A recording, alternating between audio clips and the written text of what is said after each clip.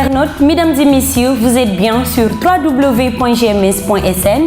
Bienvenue dans le rendez-vous de la rédaction. Tout de suite, les titres de ce journal. Un seul titre à cette édition. Plus de 3 ans après son incarcération, Karim Wade est sorti de prison ce vendredi. Le fils de l'ancien président Abdoulaye Wade a bénéficié d'une grâce présidentielle, une libération qui a le mérite de diviser l'opinion. La revue des titres ainsi que la page internationale seront le dernier tournant de cette édition. Bienvenue dans cette édition de ce 24 juin 2016. Incarcéré depuis plus de 3 ans pour enrichissement illicite, Karim Wade eut l'air de la liberté depuis ce vendredi. Le séjour de Wade fils a été interrompu par une grâce présidentielle accordée par le président de la République, Macky Sall.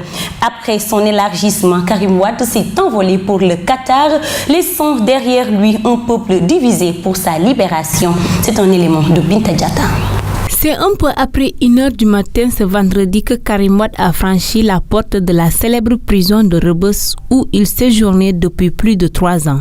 Poursuivi, jugé et condamné par la Cour de l'enrichissement illicite à 6 ans de prison ferme, le fils de l'ancien président Abdoulaye Wade n'ira finalement pas au bout de sa peine. Telle est en tout cas l'expression de la volonté du chef de l'État Macky Sall qui a pris un décret graciant Wade fils.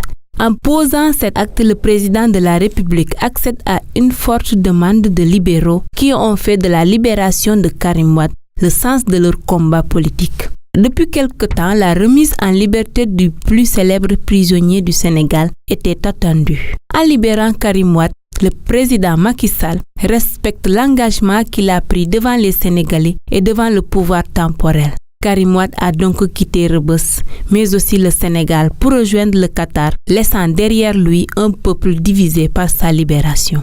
Parlons tout à fait d'autre chose. Nombreux sont les produits alimentaires qui marchent en cette période de Ramadan. Ainsi, le choix porté sur la consommation de dattes pour rompre le jeûne fait de cette noix l'un des aliments les plus prisés du monde. Un tour au marché nous a permis de rencontrer quelques commerçants de cette filière. C'est un élément de Mamadou Salif Ndiaye. Durant le Ramadan, les dattes occupent une place particulière pour les musulmans. Traditionnellement, cette noix est le premier aliment dégusté au moment de rompre le jeûne. Et cela tient au fait que la date est le premier aliment consommé par le prophète Mohammed paix et salut sur lui au moment de la rupture du jeûne. Ainsi, la vente de ce produit marche bien pendant le carême et les commerçants se frottent bien les mains. Bon, ça marche beaucoup. On peut vendre parfois 3 cartons à 4 cartons. Jusqu'à 5 cartons la journée. Bon, le prix varie entre 1500 et 1250. Pour faire la rupture du jeûne, ils sont obligés d'acheter des kilos ou bien des livres pour pouvoir faire la rupture de jeûne. On recommande de commencer par manger entre 3 à 5 dattes. Elles sont une source immédiate d'énergie riche en calories et en sucre et aide le corps à rétablir la glycémie après toute une journée de privation. Les dattes contiennent des fibres, ce qui facilite la digestion et aide à prévenir la constipation fréquente en cette période. Le cure-dent est un bâtonnet pour enlever les débris alimentaires coincés entre les dents. Il est très sollicité, surtout en cette période de Ramadan. Ce bâtonnet appelé cure-dent ne fait pas seulement que curer les dents, mais également reste utile à l'hygiène bucco-dentaire. C'est un élément de Mathilde Ramabaldé. S'il y a une chose qui est la plus utilisée en cette période de Ramadan, c'est le cure-dent. Depuis le 7 juin, date du démarrage du Ramadan, le cure-dent est quasiment dans toutes les bouches à cause de la multiplicité de ses vertus. Ce bout de bois est très prisé pendant le jeûne et permet du coup aux vendeurs de faire bonnes affaires. La période de Ramadan nous apporte beaucoup d'argent. Et si cela pouvait continuer éternellement, je serais la plus heureuse du monde. Tous les cure-dents ont-ils les mêmes vertus? C'est déconseillé d'utiliser des cure-dents frais. en période de Ramadan, car cela risque de couper ton jeûne.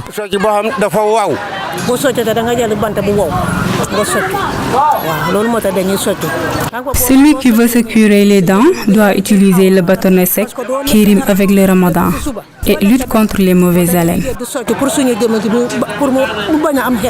En tout état de cause, le cure-dent reste une brosse à dents naturelle.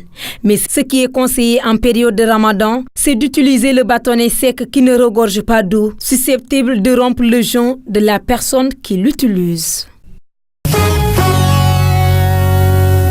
Hors de chez nous, l'actualité en bref et en images. Les marchés asiatiques ont réagi au fur et à mesure que les scrutins des Britanniques étaient dépouillés. La bourse de Tokyo, qui avait ouvert en hausse, a plongé de 3 puis 5% à la reprise de la mi-journée, les résultats étant plus favorables que prévu au Brexit. Une inversion de tendance vécue aussi à Séoul, Taïwan et Sydney. On remarque un fort impact sur les places boursières asiatiques en incluant celles de Singapour et de Hong Kong, explique cet économiste. Les investissements aussi vont être affectés d'une manière ou d'une autre. Les marchés sont déjà très tendus. La livre britannique qui s'était envolée jeudi soir a changé de direction en Asie pour retomber à son plus bas niveau depuis 1985 pendant l'annonce des résultats locaux. Parallèlement, le yen, valeur refuge, flambait. L'Afrique est le continent qui attire particulièrement les narcotrafiquants selon le dernier rapport publié jeudi par l'Office des Nations Unies contre la drogue et le crime ONUDC.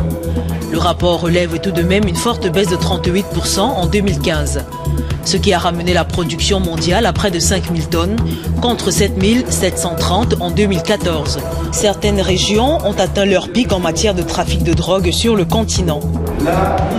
Ce qui est plus inquiétant, si vous voulez, c'est les liens qui existent entre les narcocriminels et les terroristes dans la région sahélienne, qui font que de plus en plus, on s'aperçoit qu'il y a des connexions. Alors le problème, c'est que là aussi, pareil, on n'a pas eu d'arrestation, on n'a pas eu de gens qui ont été condamnés pour ces faits-là. Plusieurs pays africains, comme le Sénégal, sont considérés comme des hauts lieux de transit de drogue. C'est-à-dire qu'il y a de la drogue qui arrive et qui repart à partir du Sénégal, ou bien qui va arriver de Bissau, du Cap-Vert, etc., et qui va repartir à partir du Sénégal par des mules, par des petits avions, par des containers, par tous les moyens possibles, imaginables. Le rapport s'inquiète aussi des signes d'une hausse du commerce de l'héroïne à destination de l'Europe en raison du nombre important de saisies réalisées par les douanes en Italie et en France. Sur les 29 millions d'usagers de drogue dure estimés dans le monde, 17 millions ont une addiction aux opiacés, dont l'héroïne, l'opium et la morphine. La revue des titres des quotidiens parvenus à notre rédaction avec la lecture de Moussou Djedjoussi. Bonjour à tous et merci de nous rester fidèles. La libération du fils de l'ex-président du Sénégal, Abdoulaye Wade, fait la une des journaux de ce vendredi 24 juin 2016. Pour Sud Quotidien qui titre à sa une « Libération de Karim Wade par grâce aux amnisties, verdict de la Cour suprême ». Fabienne Kabou explique comment elle a tué sa fille Adélaïde, morte noyée à Berck. Je la pose sur le sable et devant son silence, je m'enfuis. Kolda, trafic de bois vers la Gambie, un gendarme et un ASP en prison. Tirage au sort de la Coupe du Monde 2018 au Caire, le Sénégal retient son souffle. Célébration de l'an 5 du M23, Y en a marre index Macky, croisade contre la justice à double vitesse. Macky Sall sur la 4G, il est essentiel que la périphérique soit couverte pour des raisons de sécurité nationale. À la une du Populaire, il a quitté Rebeuss cette nuit à 1h30 du matin. Karim sort de prison et du Sénégal. Il a pris un jet privé pour le Qatar. Sa dernière bravade avant de sortir de prison, dessus de ne pas l'avoir vu, ses partisans se distraient. Mamadou Badio Camara, premier président de la Cour suprême, pour l'affaire Karim Wade, aucun regret. Guéguerre autour de l'idéologie de l'APR, comment Macky a tranché le débat. Macky, l'APR est bien un parti libéral qui se réclame du libéralisme social. Étude de l'ONUDC sur le marché de la drogue, 1400 injecteurs de drogue dans le Grand Dakar. Selon une étude de l'ONU Drogue, il y a 7 ou 8 ans, il n'y avait pas de personnes qui s'injectent de la drogue ou d'injecteurs de drogue. Stade, le quotidien du sport, titre à sa une, mondial 2018 éliminatoire, tirage ce vendredi, les Lions en route pour la Russie. Pape Kouli Diop sur la CAN 2017, mentalement, on doit bien s'armer. Djamil Faye, président Guédiawaye Football Club, remporté le championnat en 2017. Athlétisme, championnat d'Afrique, finale du 400 mètres et Amadou Ndiaye au départ ce vendredi avec le meilleur temps. Et enfin, nous terminons avec la une de Sunulamb. Invaincu à face depuis 10 ans, Modlo va-t-il poursuivre la razzia? Mamadou Jean, ex-coach de Eumeu Sène, pour battre Yekini, il faut le pousser à la faute. Un duel contre B52, désormais peu probable. La couronne s'éloigne pour Eumeu. Sathiès Siteu, confirmé pour le 30 juillet, le choc des titans sera régularisé lundi. Après quelques mois aux États-Unis, Gris débarque à Dakar incognito. C'est tout pour la revue des titres parvenue à la rédaction du groupe Média du Sud. Merci de nous avoir suivis, chers internautes. Quant à moi, je vous donne rendez-vous demain. Au revoir. Mesdames et messieurs, chers internautes, cette édition est à présent terminée. Merci de votre fidélité à nos programmes. Rendez-vous est pris la semaine prochaine pour d'autres découvertes sur l'actualité à Ziguinchor et à travers le monde. Pour ce week-end, des palettes de magazines vous sont proposées sur www.gms.sn. Bon week-end à tous et n'oubliez pas que la vie est un combat et chaque jour est une bataille.